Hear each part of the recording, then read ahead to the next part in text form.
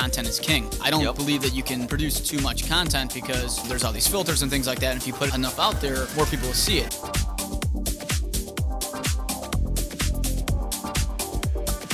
Welcome to the Matt Laricy Project. This is a show about all things real estate, business, marketing, and entrepreneurship. Each show consists of myself, Matt Laricy, and a guest. This is going to be a special edition. This is Season 2, Ep 4, the mass exodus out of Chicago. A lot of people have been asking what's been happening in the city. There's been a lot of bad press about Chicago. There's been a lot of bad press about a lot of big cities. There's this whole fear about people leaving big cities. So what we thought we would do is we do a special edition, kind of like what we did during the height of the COVID when we did a 10-part COVID podcast series. Check it out if you haven't seen it. But what we're doing here is we decided to put up some feelers in our Instagram and Facebook stories. We made posts on social media. We took all the questions that our clients have been asking us over the last, give it 2 weeks since the second round of looting. And we kind of put it together. So there was 4 different resources of both my assistants, my graphic, and my marketing person all had questions that they had, questions they saw in news pieces as well. So we have quite a bit of questions here. And what I'm going to do is just literally read them off and answer them as best as I can see fit. I honestly have not looked at them.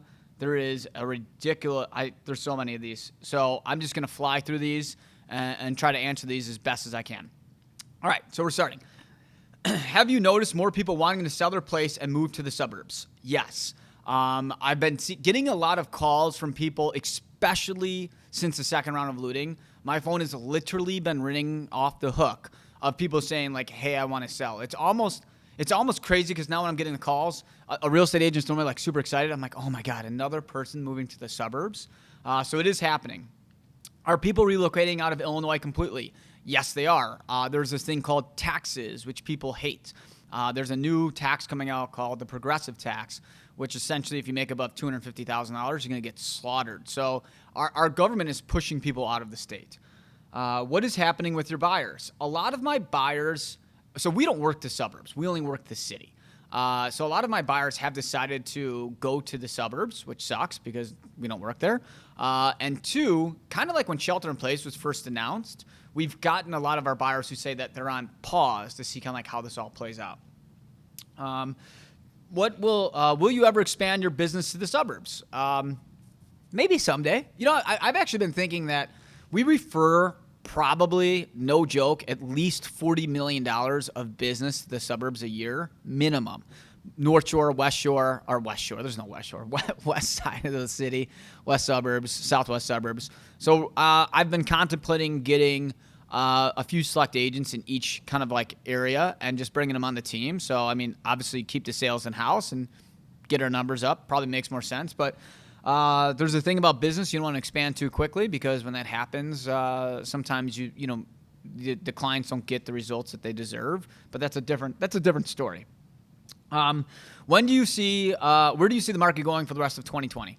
I've been telling anybody who ever listens to me that I thought the end of the fall, beginning of the winter market, so end of Q3, beginning of Q4, would probably be the worst market we've seen since 11 or 12, which is like the bottom of the market. The reason being, it's going to be probably the bloodiest election in modern history. So whether you side with the Democrats or you side with the Republicans, both parties are trying to win this election on fear. And the average consumer is like, holy shit, I don't know what's going to happen, so I'm going to kind of stand back and wait and see. The second thing is you throw the fact that there's this whole COVID pandemic still going on, and then you top the cherry on top of the civil unrest of the looting and all this other stuff happening in the cities, and I'm going to use the word bloodbath. I do think Q1 will probably go down as the best first quarter we've ever seen because humans are like goldfish and our attention spans are really short. But for the time being, I do think that we're going to be in for a little bit of a rough ride coming up here. If you could join in on the looting, what store would you have hit up? I would never hit up any store. I would never loot anywhere. I know this was probably a joke one, but I feel terrible for some of these businesses. A lot of these people are mom and pop shops who put their life savings into a store and then it was ruined. And a lot of people talk about, well, you have insurance, but a lot of these people don't have insurance and they were already struggling going into the what was happening because of the pandemic, and they support the cause. It's just, it's terrible to see What's the best advice you could give someone who's frustrated selling during all of this? I mean, it does suck to be a seller this year. I mean, we've had some good months, but the reality is that if you're selling downtown, patience. Patience is a virtue. I get it. It sucks. It only takes one person, though. This is going to be a rough ride, but to be completely frank, this is kind of almost like a normal market. I mean, the real estate's not always meant to sell in 24 hours. And now that things are, average market time is still 88 days. Now, I know 88 days sounds like forever, especially to a lot of our clients, but 88 days is not that long of a time, So average market time in Chicago is still typically higher than that. I'm sorry. It's not 88 days. It's 83 days. So correction, average market time has been 83 days. Where do you see the market going for 2021? I honestly think that we're going to come back January 4th from holiday, and the market's going to go gangbusters. It'll be the best market we've ever seen, best first quarter we've ever seen. Again, like I just said, humans are like goldfish. We're going to come back. COVID's going to be a thing in the past, and you're going to sit here and say, oh, Matt, you're an asshole for saying that. But let me tell you something. Think about how you felt about COVID 2 months ago. Think about that. Think about how you're going to feel about COVID 6 months from now, okay? There's 7 billion people in the world. Somebody's going to have a cure. There's going to have some sort of like maybe antidote that'll block it for some long. The presidential election is going to be over with, and I hate to break it to everybody, but, it's too cold out to kind of protest during the January months. And, Chicago is one of the most rent-heavy cities in the country, and people are going to come back from holiday and be like, oh, shit, I'm going to buy, and I feel comfortable about it, and the market's going to go crazy. You think I'm nuts? Look at what happened after Trump got elected that first quarter. Look at what happened after Barack Obama got elected his second time around that first quarter. The market was insane. I think the same thing's going to happen. Are you still on track with your goals for 2020? We are technically ahead of our goals. So we are actually, year over year, we are way up. However, I knew we had to be way up going into the fall because I've been saying for at least 6 months now that I thought the fall would be terrible. So we are ahead, although I do not think we're going to finish ahead of our goal. I don't think we'll reach our 220 million this year, but I think we will break 200 million, which would be huge in my book. Are people actually moving out of the city? Yes, it is happening. I just don't know if it's happening as dramatically as everybody's making it out to be. Where is everyone running to? The suburbs for the most part. The thing is, here's the people who are mostly moving, just for everybody to know about this whole mass exodus, this whole depressing thing that everybody's putting out there. A lot of people who buy are people who were buying like that in-between home. That like, hey, we're going to have a kid in the next couple of years. We want to live it up in the city for another 3 to 5 years, and then we're going to move to the suburbs. What they're doing is they're axing that in between, okay? And they're just speeding it up and moving to the suburbs. I think this mass exodus is short term, okay? It's not like nobody wants to live in the city anymore. It's not like Chicago sucks. It's not like it's a dump, okay? I hate to break it to everybody out there. It's just a short-term thing that COVID and the looting has pushed some people to be like, hey, listen, maybe it's time I go to the suburbs. Where are most people who are leaving Chicago going and why? Well, we just answered the suburbs, but let's talk about cities. What are the most cities I'm seeing? People are mostly moving to more tax-friendly states. So we're seeing a lot of people move to Tennessee, Florida, Texas, and then Colorado. Those are the main places I'm seeing people move to out of more than anywhere. I mean, it's almost a lot of times when people say where they're moving, I'm like, is it Nashville or Denver or Dallas? It's almost, and people are like, yeah, how did you know? I'm like, pfft. So it's a very big thing. I mean, the taxes is one of the, not only the taxes on a real estate, but the taxes in our state is one of the things that have pushed a lot of people to move out of state. Will property values for downtown neighborhoods, high-rise, drop significantly? No. Again, we are a very knee-jerk reaction, dramatic society. If you guys listen to my COVID podcast, if you remember, the first 2 weeks, go back and watch them so you can see I'm not lying. Everybody in the country, everybody in our city was saying that prices were going to plummet. I was getting calls. People were like, is this going to be the new 08? Our price is going to drop 30 or 40%. And I told everybody who was listening, I said that inventory would be the biggest problem when we first get out of this whole COVID pandemic thing, the main pandemic or the main scare. And that's exactly what happened. Although everybody at the time said it was an idiot. So the same thing like this here, guys. Will pricing soften up? Sure. I think this fall they may go down a couple percent, maybe anywhere from like 1 to 3%. 100% I think that's going to happen.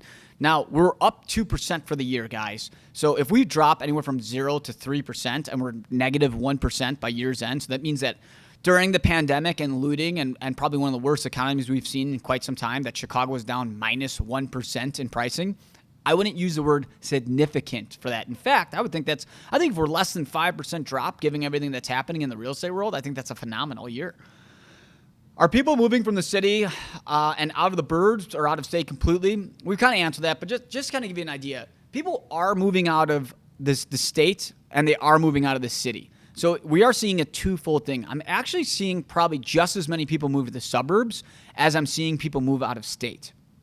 Will values go down overall because of the current situation? No. I do think short term we are going to see, here's what I think is going to happen. I think we're going to see a short-term lull, and I think that a lot of people are going to think that everything's going to crash and the world's going to end, just like what happened at Shelter in Place, and then everything's going to go back to normal. Again, that doesn't mean that the values are going to go down. I just think there's not going to be as many transactions. We, as salespeople, hate no transactions because if the values go up or down, technically speaking, a real estate company doesn't give a shit because as long as there's action, they're going to make money. When there's no sales, they don't make money. And I don't think we're going to see that many sales end of Q3, beginning of Q4. My house is in the $1 million range. We're scared that we'll never be able to get out of here because of our house is in such a small group price-wise. What's happening within the luxury market? The luxury market is getting crushed. It is getting decimated. Now, let me tell you something. Everybody always talks about, luxury market maybe even going down. I've always said, and you could put this down in the books, I'll say it again, when the markets get bad, the rich hold. There's a reason why the rich are rich. They don't take a ton of risks, okay? So rich people are typically risk adverse for the most part. I'm sure you got a friend that gambles all their cash away and is a billionaire because of it. But the average rich person is going to say, hey, I'm going to take calculated risk, but in the meantime, I'm going to step back and kind of assess the situation before I make a decision. The luxury market is experiencing difficulty because the average luxury buyer is saying, listen, I don't need to buy a bigger place. A lot of times a luxury sale is a need or is a want, not a need. There's a big difference. So since they don't need to buy the bigger place today, they're taking a step back. So what happens when you have a lot of supply and a little bit of demand? Yes, the prices can come down a little bit in the luxury market. 2 years ago, it was the best luxury market we have ever seen, okay? You can't have the best luxury market ever every single year. Everybody always made fun of me because they're always like, you do so much business. Why don't you just concentrate on $1 million plus buyers? And I always tell people, you want to run a diverse portfolio. You want to sell $200,000 properties. You want to sell $20 million properties. And if you do it that way, no matter what the market is, you'll always be successful. That's why we're sitting so well during this pandemic. So for you luxury buyers, sellers out there, have patience. Don't drop your pants. It'll come back. We're in a short-term lull. I get it. You probably want to sell today, but the reality is it's going to happen. Just sit back and relax. It'll go eventually. What is your prediction on how many people will or have left Illinois this year? The past few years, I believe it's been around 100,000 or so. I don't know the actual statistical stat of how many people have left the state this year or last year, whatever it is, like if it's 100,000 or 400,000 or whatever it is. I will have to say that I bet you people leaving Illinois, I bet you Illinois will be one of the top 5 states in the country for people leaving. I'm sure places like Texas and Florida will be inheriting the most people in Tennessee, but I don't know how many people will leave or what the stat will be, but I will say that I will be willing to put a significant amount of money on the table that Illinois will be finishing the top 5 for people leaving our state. Is it true? How do the numbers compare year over year and where are they going? So, man, this is a big one. Everybody wants to know if this is actually happening. It is happening, but the reality is I base everything off of stats. So what is the statistic of how many people are actually leaving the city? As of July, okay, so remember, stats are always behind, right? So like they recently published an article that July sales in Chicago in July were up 24.7%. It was the greatest July Chicago has ever seen. So again, guys, remember, the world's falling. Everybody's leaving Chicago. It's the end of the world. Yet, in July, it was the greatest sales of all time. So again, we are a goldfish society, short attention spans. But those July sales are a result of May closings, okay? Or May transactions. So if you go under contract in May and beginning of June, you close in July.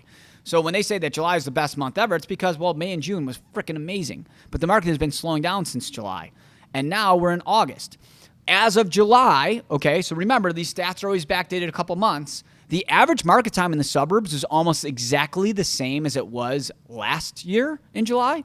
And the average days on market was the same. So the days on market and pricing has been, the average days on market and the pricing is the same in the suburbs as it was July 19th to July 2020. This is according to Cranes. They published a couple weeks or 2 weeks ago. Now, we won't know how many people, statistically speaking, are moving to the suburbs and how killer it's been more until like the August and September numbers come out, which isn't going to hit till September and October. Then we'll know if a lot of people were going under contract in August, July, August, and September to move to the suburbs. So it's impossible to talk about the data. Are we seeing a lot of people move there? Sure. What do the stats say? We don't know yet. Will this hurt multi-unit owners more or condo owners trying to sell more? I mean, honestly, I am seeing a lot of people rent now than they have before. The rental market is definitely soft. What I am seeing a lot of people do is they're moving out of state for the next 6 months and renting in a different state, giving it a try. I could probably name 10 people off the top of my head without even thinking about it who've said, hey, listen, we could get locked down again. It's going to be cold, shitty weather. I can't go anywhere in the city anyways. I may as well go experience Colorado for the first time and get an Airbnb for 6 months. So we are seeing a lot of that, and we are seeing a lot of people just say like, hey, I'm going to rent for another year to see how this shakes out. That's, again, why I think Q1 is going to be so good because so many people tabled buying last year. Now, I think condo owners will probably be hurt a little bit more because I think it's harder to sell than it is to rent in the current environment. Not saying rents are gangbusters. I'm just saying it'll be probably harder to sell than it will be to rent at this time of year. How has your new buyer lead flow slowed or increased? I would say that our buyer lead has decreased by about 35% in the last 2 weeks. Now, here's something else, guys. Today is August 27th, okay? I should have said that in the beginning. Today is August 27th. So what happens after Labor Day, I don't know. But I will tell you something. Generally speaking, okay, the end of August, the last 2 weeks of August is always really slow. People are going back to school. People with kids have to worry about going back to school. It's a busy vacation time. And I get it. You know, not a lot of kids are going back to school. I get it. A lot of people are going on vacation. But in Chicago, a lot of people have lake houses up in Michigan and Wisconsin and Indiana and wherever. And they want to go, close up their lake houses. They want to live it up a couple more times, get the full use out of it. People are just kind of like busier in August. So the market typically slows down. I don't think we really know how this whole buyer lead flow program is going to be until after Labor Day. Typically speaking, there's this huge fall push that happens. Generally, my September is always better than my August. Every year. Every year I've been in business, I have more contracts pending in September than I do in August, okay? Now, is this fall push going to happen as much as we see in past falls? I don't think so, okay, because of what I said earlier, that I think it's going to be the worst fall we've seen. But it's too early to tell if this whole world's ending and this whole mass exodus is happening just yet. Are there more sellers contacting you than buyers? Yes. It's not even close how many sellers are contacting us. And every agent I talk to is telling me how much inventory they have coming on the market. And I will tell you, I'm not getting a lot of listings when I go on listing appointments because I'm being honest with what I'm telling people is going to happen in the market. But I will tell you, a lot of those sellers have called me since they passed on me and said, wow, you were right with how much traffic I'm getting, because the traffic on listings starts slowing down as inventory starts to build. When something like this happens, you adjust your strategy and start focusing more on a broader service area? No, that's stupid. Listen, you can't be knee-jerk reaction. You can't pivot your entire business model of where your property or business is located just because you have a bad month. Now, let's back this up. Remember what we just talked about 2 seconds ago, that July was the best month ever. It was the greatest month we've ever seen. So you're going to have the greatest month in July in the history of Chicago, and you're going to move out of the city and start selling in the suburbs because you might have a bad month? That's the stupidest thing I've ever heard in my entire life. And honestly, if you think like that, you'll never make it in business. The best way to do is stick it out. Now, I'm not saying if you have 6 bad years, you may not want to pivot and reconsider your business. But if you have a couple bad months, that doesn't mean you completely rearrange everything that's happening. Now, personally, we're still going to have the best August I've ever had in my entire career. personally, I'm having the best year I've ever had. Sure, there's a lot of stuff happening. I'm pivoting the way we do some things in business itself to take advantage of all this, crying, complaining, and mass exodus. But you can't completely shut down and want to move out of the States because things aren't going the way you want them to go at the time being. Is there any concrete proof that this is actually happening? We talked about that. We need the stats still. What are the biggest reasons people are leaving? So we can't comment on safety, but people are leaving because here's the thing. People live in a big city for convenience because it's easy to get to work, because it's it's cool to be able to be close to bars, restaurants, shopping, and all that other stuff. Be close to public transportation, to be able to enjoy just like living here. Walk down the street. Lately, because the crime is up a little bit, some people don't feel as safe as they should be. You're seeing a lot of people say that, why am I going to live in a big city if I can't go anywhere? And why do I need to be close to work if my work is not open? So again, guys, that's why a lot of people are leaving. Let me tell you something. We are not going to live in caves for the rest of our life. I know a lot of people are going to tell you that we're going to be shut down. I know a lot of these dramatic people are saying that for the rest of your life, you're going to live in a cave and you'll never see another human again. It's going to end. So this little 6-7 month more stint that we have to go through, it sucks. I'm in it with you. Our business would be doing even better, so I'm frustrated if this doesn't happen. But we're not going to be sitting here forever, so I don't think people are going to keep doing this mass exodus. Did the exodus start with COVID and accelerate with violence, or is there only one factor involved? Yes. I mean, we've kind of beaten this one down. So yes, it has started with COVID, and I think the violence has helped speed up a lot of people wanting to leave.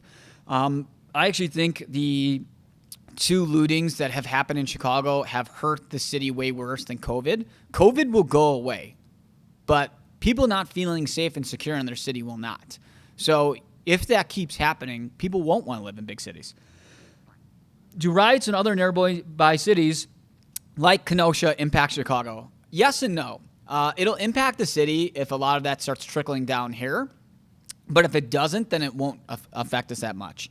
I will say, though, when you see a lot of this stuff on the news, it does create fear. And if you're in a big city, it's more likely for that to happen than a small suburban town. So people will feel a little bit more like their head's on a swivel.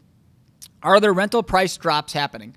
I'm seeing a lot of rental price drops happening in like older buildings that were getting too much money than they were, or than they should have gotten. I've been telling this to landlords forever. Like, if you have a 700 square foot place in a super old building and you're getting like $1,900 a month, I've always said that's a crazy amount of money. Like, I can't believe people pay that.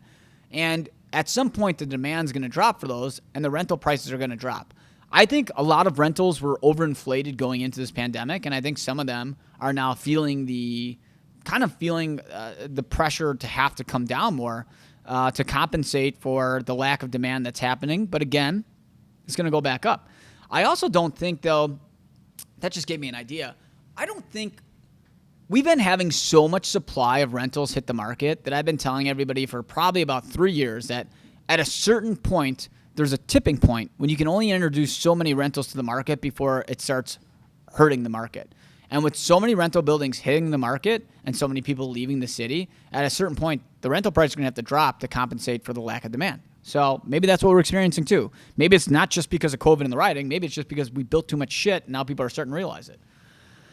Can tenants negotiate the rental price? I mean, everything's negotiable. I mean, they have a little bit more leverage now than they have had in the past. Should buyers wait to sell until next year? Well, buyers don't sell. I'm assuming you mean should sellers wait to sell till next year? I think it never hurts to put it on. I would put it on now till like Turkey Day. And if you don't get much, pull it and go back on after the first year. If you're a buyer, now's the time to buy. Let me tell you something. When there's blood in the water, that's when you strike. I talk about this all the time. When there's super fear, when the news tells you you're an idiot to buy, when everybody else tells you you're an idiot and you kind of feel nauseous, that feeling you get in your stomach, you're like, I just don't know if this is the right time. The world may end. That's when you buy. You buy when everybody else is fearful, because you know what's going to happen. I'm telling everybody out there that's looking to buy, and you're going to tell me that, you know what, I'm going to wait 4 months. These are the same people Okay, and we're gonna use this as a plug, so I can tell you these are gonna be the same people in January. They'll be like, wow, but in October those people got it at that price. I'm gonna look you right in the face and be like, yeah, but you didn't have the balls to buy in October because you were too scared the market was going down. So yes, now you're gonna have to pay a premium because now you're in a better part of the market. So if you want to deal, if you want to brag to your friends that you got a great price, buy from September till middle December. You won't see a better deal probably in the next 2 years. How are you advising your clients to list as of the major increase in inventory now? Yeah, I mean, so inventory is flooding the markets. Like literally, it's like the floodgate opened and the water coming through is inventory. So before I was telling everybody that we were going to have an all-time low inventory, I think it's possible we might go to an all-time high in high rises. I really do. I'm telling people, like I just said, to put it up, give it a try. I would have very low expectations. And if we don't sell by Turkey Day, to pull it and go back on first quarter. Again, not getting a lot of listings because you're getting 4 other agents who's like, it's the greatest fucking market I've ever seen, blah, blah, blah. But to be honest with you, those people are likely going to get fired and they're going to be re-interviewing people after the first year. And you guys got my number and they'll remember who I am. How are you? Will prices drop downtown? We've already talked about that. Will there be any deals? Deal season, September till December. Okay, the reason why we're going to win in the fall is I have probably about 30 buyers that called me in May and said, I want a steal. And I'm like, you're not going to find a steal. I had a lot of investors that called me in June. They're like, I want to get a steal. And I'm like, the market's too hot. But I said, listen, let's talk in middle of September during election season. You want a deal? That's going to be the time. And guess who's got a ton of buyers right now looking for deals and the market's starting to soften up?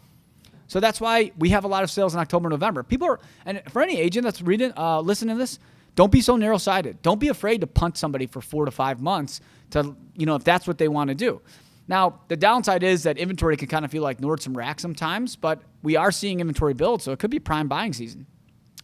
Will there be a change in major brands like Amazon or Google investing in office builds in Chicago? Yes and no. I think, for the time being, offices still want to be in a big city. Chicago's the mecca of the Midwest. I think right now, it's hard to sign a big company to a long-term lease with what's going on. But the minute there's a cure, people are going to be rushing back to get office space. People are way more efficient working in an office setting than they are working at home. And anybody that tells me that I'm wrong, there's nothing you can do to convince me otherwise. I don't even care if you produce scientific proof. I see my own friends that walk around and they're golfing 4 times a week, but they're telling their employers they're working. Now, that's a small sample of people, but there's going to be a lot more people out there that are doing it. Could Chicago be the next Detroit? How does that happen? Well, first off, Chicago won't be Detroit because Chicago, again, is the mecca of the Midwest. We're the financial hub. We just have a great business system. I do think we will turn into a Detroit, though, if we have like 2 or 3 more lootings. I think people will give up on the city. But I just don't see that happening, a lot. I don't think that's likely to happen. Are people moving just slightly out of downtown like Lincoln Park or completely out of the city of the burbs? We are seeing little buildings, 2 to 12 unit buildings, overperform. I think people are overpaying for Lincoln Park, Lakeview, and Westtown, and high rises are undervalued right now. A lot of people don't want to be in an elevator. They think if they step in an elevator, they're going to die. They don't want to be kind of stuck in what they could say a shoebox in the sky if we get locked down again in the fall and winter. So again, you're probably overpaying for a Lincoln Park property, but you're underpaying for a high rise. However, in the past 3 weeks, Lincoln Park, Lakeview, and Westtown are also super slow. Why isn't similar stuff happening in New York City? New York City is getting crushed. New York City, LA, San Francisco, Seattle, Miami are getting decimated. So just read the news. There's way more people. It's way worse in New York than it is here. Way worse. Why keep paying downtown prices when you're working from home during the pandemic anyways? I mean, the reality is yes. Think about it that way. Think about the 3 month. Think about it like the game of golf. You're only thinking about the first hole. Okay, what about the next 17 holes? There's 18 holes in golf, right? Yeah. So you got to think about the future. Everybody's only thinking about the short-term game. You got to play the whole game to understand it. So why pay the downtown prices? Because 6 months from now, you're not going to be stuck in a cave. Okay? That's why. 7 billion people in the world, somebody's going to come with a cure. After experiencing a pandemic in a crowded city, no longer having the interest of living in a congested area, are some residents negotiating rent reductions? Okay, so essentially, the question doesn't really make sense to me. It's a run-on sentence, by the way, for whoever did this. But I think what they're getting at is like, because there's not as many people living here and you're not seeing as many people walking around the streets, are you able to get a better price on renting? We kind of answer that. I would say that it's possible that there are some landlords that are desperate out there. Some residents are renegotiating rent reductions. Talked about that. Some agents are talking about 20% drops in rental incomes. I mean, dramatic. Drama queens. That's what it is. Everybody's so freaking dramatic. Let me tell you, let's keep this clip for probably, April of next year when they probably publish some article talking about like rents are at an all-time high. I mean, technically speaking, rents are not down 20%. Maybe office rents. Now, are office rents down 20%? Maybe that is true. I could buy that stat. But regular residential rents are not down 20%, and I do not see them coming anywhere near there. 2 to 5%? Possibly. 20%? You're crazy. That's like saying that it's now $1,000 is $800. Like, you're not seeing that type of reductions. Is people leaving Chicago true? No. Another question on that. People leaving aren't true Chicagoans. That's a statement. That's not a question. But I'll tell you one thing. Chicagoans are crazy, gritty people, and there is a lot of pride in Chicago. So I do have to agree. If you are leaving Chicago, you're not a true Chicagoan. Although I am meeting a lot of old school Chicagoans that are like, I'm fed up with the city. I'm done with it. But they always kind of remind me of the people who always say that like the young generation is ruining society, and that's been happening since the dawn of man. The city has gone through tough times and will come back stronger. Again, that's a statement. That's not a question. Guys, I just read these as they come up, but I'm with you. I think we will come back stronger. You no longer feel safe in Chicago. Statement, not a question. I'm curious if you think that people who left will return. Should Chicago change the circumstances that push many out of change? A lot of us left because of political environment, high tax and safety concerns, not for a lack of Chicago love. I feel like somebody just grabbed a lot of statements and then posed them as questions. I will tell you, I do agree with this. I think there are a lot of people who are leaving Chicago short term. I wouldn't say a lot, but I have had some people who say, hey, we're going to sell our place, rent for a year, either in the suburbs or different states. Once Corona goes away, we're going to come back and buy in the city. Is that happening on a widespread basis? I don't think so. Are 5% of people maybe thinking like that? I do think so. I think a lot of people love our city. I think they're disappointing in the direction that we're going. But I'm a true believer that Chicago will be saved and everything will be fine eventually. For the short term, things look a little bleak. How will remote working impact the desire to live downtown? Has COVID increased or decreased amenity-rich buildings? Great question. Now, here's a question, not a statement, guys.